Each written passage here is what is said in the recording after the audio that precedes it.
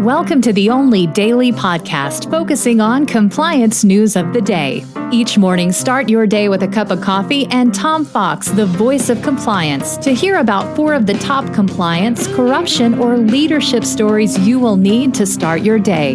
The Daily Compliance News is a production of the Compliance Podcast Network. First, a word from our sponsor.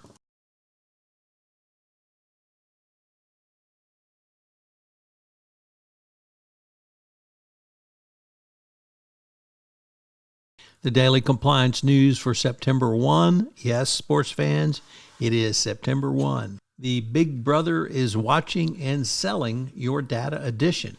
And we begin with that story as from Compliance Week, the FTC has sued Kovaca for collecting, selling, and then selling mobile phone user data. It's not bad enough that they are illegally collecting this. They are now selling geolocation data on mobile phone customers to help, allegedly help companies learn where particular individuals live, work, worship, sought medical supplies, or even mental health services. Of course, if you're in the state of Texas, they're following your menstrual cycle so they can determine if you're going to think about getting an abortion. So Big Brother is not just watching or listening. Big Brother is selling your data. Next up, the right-wing MAGA hat-wearing nutbags never seem to end their idiocy. And now a group of right-wing nutbags have sued Starbucks, claiming its policies are too diverse, and that by awarding contracts to diverse suppliers and promoting diverse employees and tying executive pay to diversity, it has harmed shareholders. So kind of counterintuitive, nevertheless, not quite sure what else you'd expect from those idiots. Next up, from the BBC, the police in England are seeking to require officers to declare relationships with journalists, just as they have to do with convicted criminals. Why? Well, pretty clearly, the police are trying to cut down on whistleblowers or those who would go to the press to report other nefarious acts.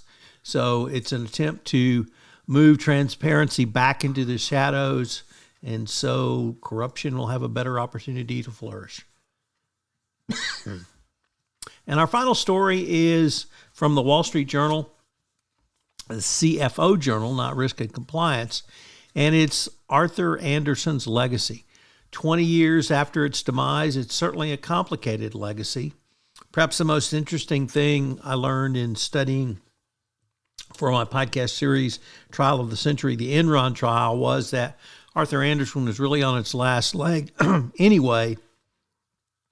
And the story that Enron took it down was just a story set out by the PR folks to try to put some color around what really happened at Arthur Andersen. Nevertheless, it was one of America's top accounting firms, and some of the people, the individual stories were certainly tragic, but many of those people went on to great careers in other firms as well. So 20 years after Arthur Andersen. The Daily Compliance News is a production of the Compliance Podcast Network and a proud member of C-Suite Radio. Thanks so much for listening. I hope you'll join me again tomorrow.